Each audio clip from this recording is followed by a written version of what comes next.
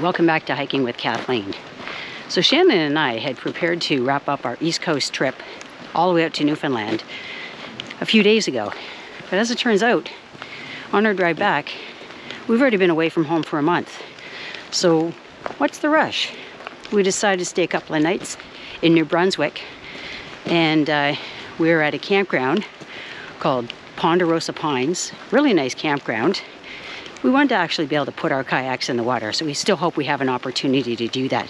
Turns out we are just 5 minutes away from Hopewell Rocks Provincial Park. And that's where we're walking. We're walking through the park right now so that we can have a look at the changing tides. This is a place we've been to once before, back in 2016, when we spent some time with some friends, Sandy and Emily. Well, this time we're venturing out because this was a spontaneous decision, and we figured let's check out the tides. So I hope you stay with us.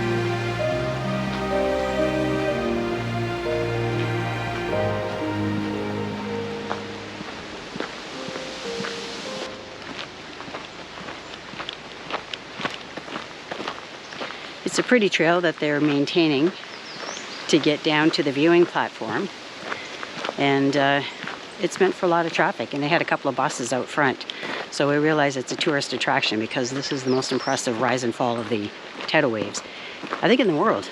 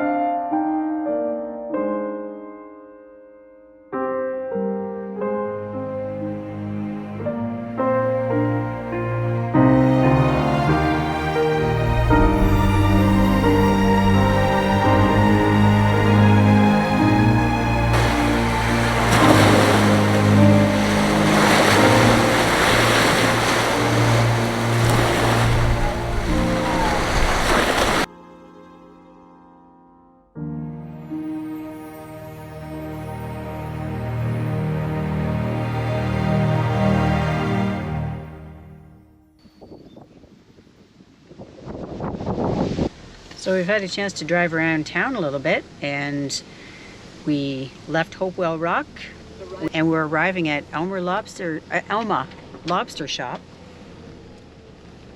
because it's lunchtime. So this is where we're going to pull in and get a little bit of lobster.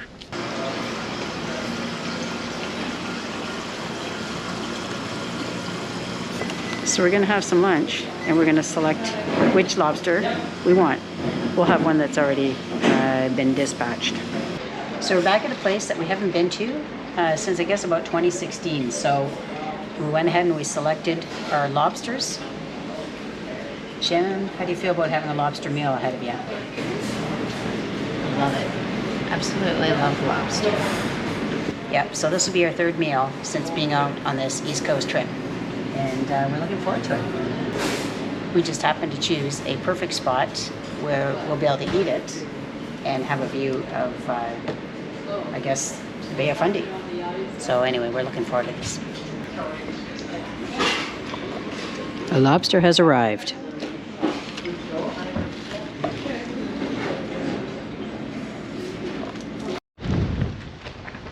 That's where we finished off this experience, and now we're going to continue to explore the area. So Shannon and I are back to head down the set of stairs in order to again witness a change in the tide. The time we're heading for right now is low tide. So we'll show you that in just a few moments.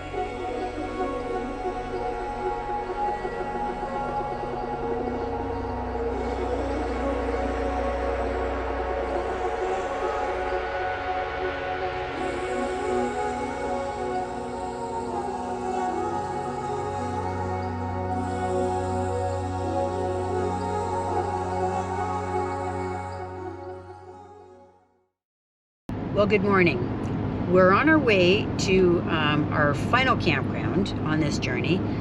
And Shannon and I were just sharing some reflections in terms of how we're feeling now this far into the trip, because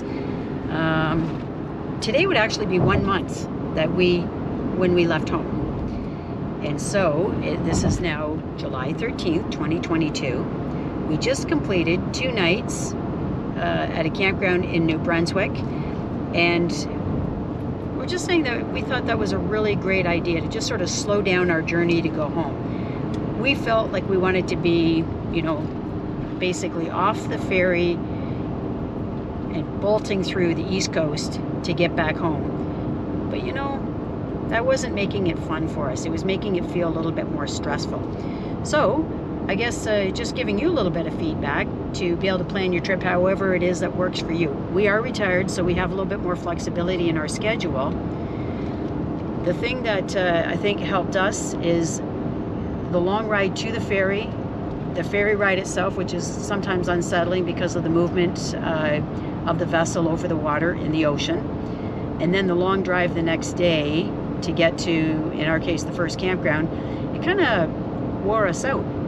But by sitting still for 2 nights, so having 1 complete day to just sort of explore that area, which is when we brought you to Hopewell Rock Provincial Park and out for our lobster lunch, it gave us a chance to just sort of appreciate the province we were passing through, which was New Brunswick. So, anything to add to that, Shannon? Not at this time.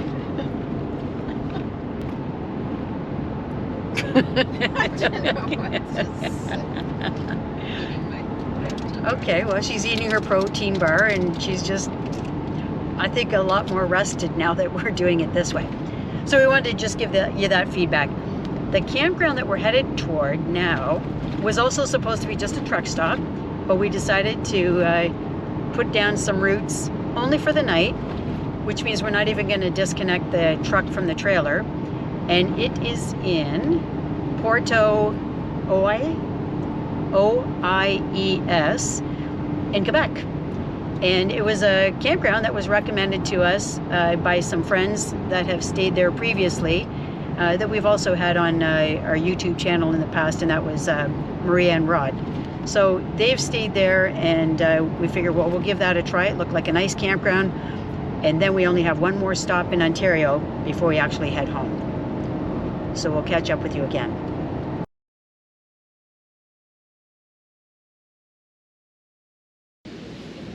So Shannon and I are here at the Pointe Ooze. I don't know how to pronounce it properly, but we are at a French campground here in Quebec. It's a lovely campground. We got here probably about half an hour ago, and that's after, let me see, we left, I suppose we have been driving from local time. It would be from 7 a.m. till about 4:30. So it's been a long day, but we feel pretty refreshed because we're here and we have electricity, and we have all three hookups, which means the electricity, the water fill, and then there's also the sewage connection. So we're quite excited about that, because that means now that it's warmer, certainly much warmer than it was in Newfoundland, we have access to electricity for air conditioning, and we'll want to use that probably tonight. So this is our site, and I'm going to want to go and have a look at that river view and just see what kind of interesting things might be within view, because we're only staying here for a mere number of hours. We're going to be gone from here early in the morning, and you know, as we continue our trek back to Ontario. So time to relax.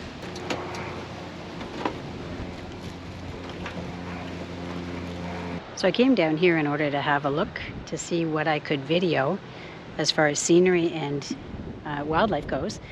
And I realized that this campground rents out these sites, but it's all fenced off, so I can't get any closer to the water.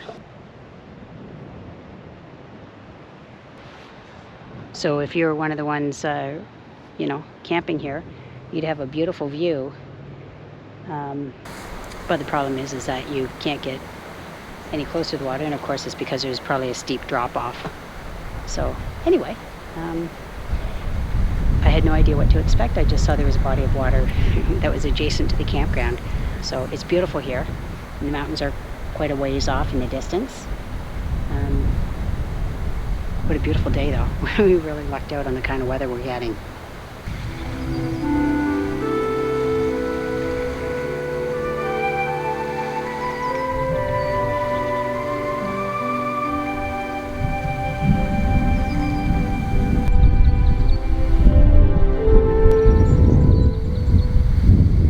We're really enjoying the park tonight. I know that we're only here for one night, but what Shannon and I were just discussing is it's so nice to be able to sit outside and not have tons of bugs around us.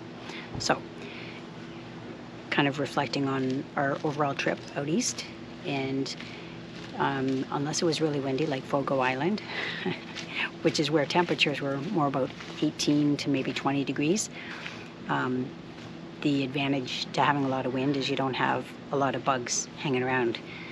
Whereas other pockets of Newfoundland, and as well as other areas we went to on this East Coast trip, we found were buggy. But tonight, what's really nice, and I know we're in sort of a manicured type of an RV park, and that's not usually where we head to, but this was great for on the way home, because it didn't cause us to detour or anything. It was convenient, and we watched a beautiful sunset over the water with mountains in the background, and now we're just kicking back, enjoying being outside and having our thermos of tea. And it's good because this is giving Miley a really nice break too, where she can enjoy being outside. It was hot when we first got here. It was about 30 degrees Celsius, including the humidex. But that's getting closer to what we're used to at home anyway. So, you're enjoying being bug-free? I am. I'm enjoying it. So, and as for Miley, she's enjoying it.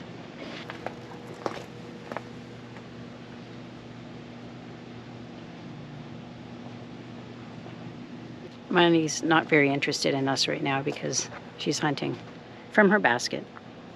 She's hunting whatever birds are making their way around here and whatever sounds there are.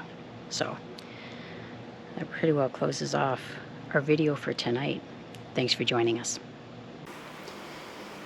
So during our tea break today, Shannon and I, we've been back home for probably just under 2 weeks now. So it's been great because we've been getting back into the groove of things, but in doing so, we've been putting together the videos that you have been watching. So one of the things that she and I thought we would do today is bring you through some of the highlights and maybe the things that were less memorable for us as we continued on our trip going from Ontario to Newfoundland and back again. So maybe I guess, some of the things that I can say were highlights on the way to Newfoundland is we stopped to spend time with friends. And that was a real great blessing because they live out of province. We live in Ontario. We got to see friends in Quebec, a couple of sets of friends in Nova Scotia, and that really added value to the trip because how else are you going to see those friends? So one of the places that I really enjoyed that I hope we can get back to is en route in Sydney area, Fiddler's Lake Escape. We will be coming back. But as we continued over to Newfoundland and we took the ferry just outside of Sydney, Nova Scotia to Argentia. Yeah, that's right. So we went from Sydney to Argentia and, at that point, we were headed to Pippy Park Campground, and that was in the vicinity of St. John's, Newfoundland. Shannon mapped all of this out for us, so she spent a lot of time putting together our itinerary, and that's why I really, to be honest, wasn't paying a lot of attention to the circuit we were taking until Shannon, until we were actually on the doorstep of visiting each campground. So as far as Pippy Park goes, why don't you give your overview on that? That's the one that was just outside of St. John's, Newfoundland. Actually, it was a great location for those wanting to be close to St. John area. It was quite woodsy, and they had a nice walking trail there. 3 hookups were available there. I found, they had a laundromat on site that was a nice laundromat with a Wi-Fi spot that ended up to be probably our best Wi-Fi spot in the whole Newfoundland province. Yeah, I think it was a great place to start off and get our feet wet with Newfoundland. I planned the longer trip, the ferry ride, because when your vacation's done, you just want to get home. So I figured, let's do the long one first instead of backtracking with the gas prices and driving all the way back. We'll make our way from St. John's area all the way to the Port of Basque. We really enjoyed our experience there, so we were there for, I believe that was 3 nights. And then we moved on to Terra Nova Provincial Park. But while we were in the St. John's area, we had access to the grocery store. That's where we went on a boat tour to look for puffins and happened to see a humpback whale while we were on that excursion. You really do want to load up on groceries because we found it sort of slim pickings for certain foods that we were used to eating that just were not available there. Fresh produce being an example.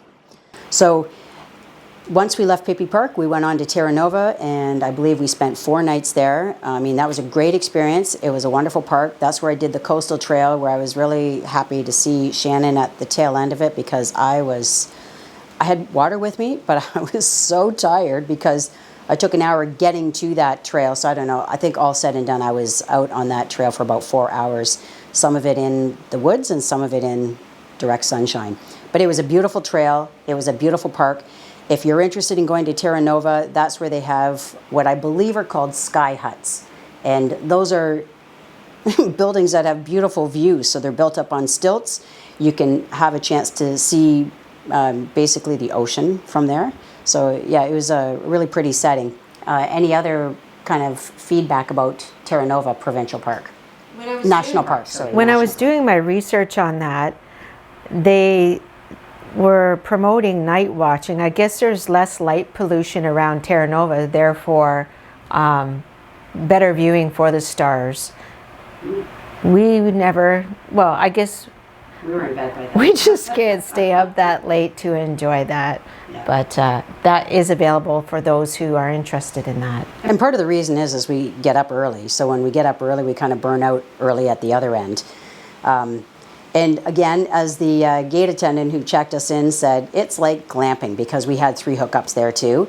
But we had a generous, we had a buffer zone. So we really didn't get to speak with our neighbors because there's such a nice area around us that prevented us from seeing our neighbors directly. Yet, when I would take hikes right there in the national park, there'd be all kinds of moose droppings that I enjoy discovering and also pointing out, because what it shows me is signs of animals that have crossed paths before I, entered that area. So anyway, so it was a neat area for us to explore. And once we left Terra Nova, we continued on to Fogo Island, and that was a place that Shannon really wanted to get to, given she has an art background and an appreciation for art galleries and things of that nature. And it was actually one of our favorite experiences being on Fogo Island, which requires you to take a ferry to get to it. What were your favorite things about Fogo Island? Favorite things were the people were very friendly, and the scenery we had at our campsite. Mm-hmm. Waking up on the beach, sunsets on the beach. You're in the middle of 2 little mountains, we'll say, Brimstone Mountain and Fogo Mountain, which we hiked, that were beautiful. It's just, I wasn't sure about how close we were with the campers. It was very close. Side by side. But it was almost like a little community, and I enjoyed that as well. Everybody was just so friendly, and yeah, I'll never forget that experience. And it's changed my way of thinking about always looking for the most private campsite. Sometimes you can lose out on other experiences. So yeah, that's a lesson I learned. On Fogo Island, the one thing I think that we had mentioned in an earlier video, so if you want to catch reflections and see a lot more scenery of any of the places we're referring to, please look it up. We have created a playlist that is specific to our travel out to the East Coast this year. But I think I'll throw it over to you, Shannon, in terms of the thing you were looking most forward to seeing on Fogo Island. It was going to the art galleries, and we were just a little early, like I stated in a previous video. We tried to beat the kids getting out of school and the busy vacation time, so that's why we booked when we did. Unfortunately, things don't open till July 1st, so we did miss out on that, but I tell you, it was still my favorite part of Newfoundland. The Lions, the Lion's Den Trail was magnificent. We hit it on sort of a misty, foggy morning, but enough that we could see. It was magical. It was fantastic. I do recommend a bug shirt if you're going in there, because there were parts that were buggy, not all parts, but some parts. So it was wonderful. And out of all of Newfoundland, we found that that was the least buggy part of it for one reason: the wind. There were some trails that we went on, and there was no speaking. There was no speaking to the camera. It was all wind, and we knew we would be drowned out. But it was such a magnificent view when you'd go up the trail and you'd come to a plateau and be able to have a beautiful vantage point to see the beautiful scenery. But the Lion's Den had up and down areas, and of course there was a lot of like inland bodies of water, and therefore there were mosquitoes as the day wore on and got warmer. So after we left Fogo Island, we continued on to Gros Morne National Park. The one thing I'll make a note of, when you are going to Newfoundland and you are wanting to camp in their national parks, you have to buy a park pass for each day you are camping there. So of course what we opted to do is just buy an annual park pass, and that gets you into any national park in Canada. So we needed that for Terra Nova, and again we needed that for Gros Morne. So we stayed in Gros Morne the longest. We figured that would be a good place for a home base so we could do day trips, and we were there for a total of 9 nights, and it was from there that we headed on to the Port aux Basques ferry. So when we were in Gros Morne, we had a couple of really great experiences, and we made a video specifically on those 2 things. Do you want to talk about the 2 things that we did that were kind of noteworthy because of Gros Morne? Yeah, we hiked Gros Morne Mountain, and that was wonderful with the waterfalls and that. We did get to the base. We didn't go to the summit. Mainly my decision. I didn't feel that it was something that my knees could do on the descent. But I was proud of us for doing what we did, because that was quite a hike just getting to that point. That was 3.5 hours, that part alone, like going there and back. To summit it would have taken about another 4 hours. And it was climbing uphill. It wasn't walking uphill, you were climbing. And that just wasn't something that I felt that I wanted to put my body through. The boat tour, Western Brook Pond, it was just magnificent. It took us through the fjords, and it's a worse. Just the hike to get to the boat was amazing. Now, for those that may be needing some assistance getting to the boat, that is offered there, but you have to book that in advance. They will provide that. Yeah, like golf carts. We had a golf cart that went by us, or they have all-terrain wheelchairs. Because being on the boat, once you're there, you don't have to worry about mobility. But as far as getting along that trail, it's a wide gravel trail, so it's not an issue to travel it.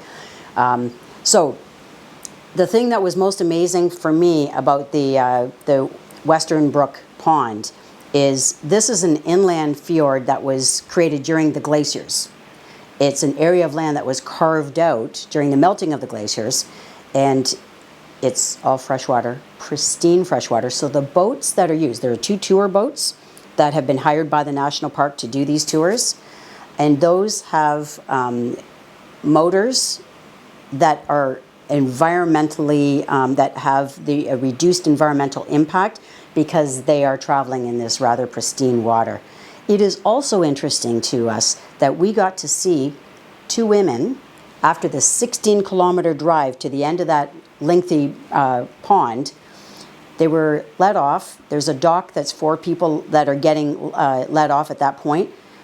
And there they were with their huge backpacks, striking off to hike over to Gros Morne Mountain with nothing but maps and compasses to guide them, because it's not like you're following a body of water or a ridge of a mountain. They were there with their good mapping skills and, of course, all their supplies and tenting equipment in order to take the 4 or 5 days to do so. So that was really neat for us to see, because I guess maybe you hear of people who are doing some backcountry camping. Well, that's even more impressive when it's not, you know, they needed a boat to get them to the starting point. What I found interesting was there's no roads to get there. There's a walking path. And you wonder, how did they get these ferry boats in there? They're not a ferry, just the tour boats. The tour boats. And they're quite large. Well, they had to bring them in pieces and put them together on Western Brook Pond. So I thought that was interesting. Yeah. Then when we took the ferry boat, that was the short ferry ride. The one to Argentia. Well, never get that right. So the first boat ride was supposed to be 16 hours. It actually eclipsed into 22 hours, and there's a good reason. It was rough waters, so that added 2 hours of travel time. But then the boat had to wait in the bay in order for the wind to settle down, because, you know, ferries are loaded down with transport trucks, vehicles, everything in the belly, and they have to make sure everything is a nice smooth landing. On the way home, that was a ferry that took 8 hours, and we didn't have any delays with that one. Something you may not know is when you book a ferry, you can also book a cabin, and we did that in advance. You know, we bring Miley on our trips with us, so that gave her a place to spend with us, because otherwise she'd have to spend it in the trailer, because you can't have pets that are just, you know, can't carry her around the whole time, because there would be no place for her to, you know, do her business. So she was in the cabin, she got all set up, so we had her litter box, her food, her water, she was all good. And so that 8-hour ride is all it took for us to get back over, and we decided to slow down our drive home, because we thought we would just go from province to province and just put on the miles and get home. Take 2 or 3 nights to do so. And I think we're both really grateful that we decided to slow that down. It was actually on our drive home. I had cut out the video at the end of the night, and I mentioned to Shannon about 4 or 5 hours into our drive the next day and said, "How are you feeling? Are you feeling like you can just continue on and go home?" And she was all for it. In fact, that was her driving shift she was taking at that point. I'll tell you, my head whipped back, my hair blew back. She was going home. It's like a horse going to the barn, right? She was going home, and she just took off down the highway for the next few hours. And 10 hours later, in total that day, we were back in our home. So that was a really nice feeling. And so anyway, we're glad to bring you along on this journey, and we wanted to be able to provide you with some highlights and some tips. If you want to see more, please consider looking at the other videos. So there are a total of 6 videos in this series. And other than that, we're now going to show you other parts of the summer. So I hope you continue to join us. If you haven't subscribed yet, please consider doing so. Thanks a lot for your time. Bye for now.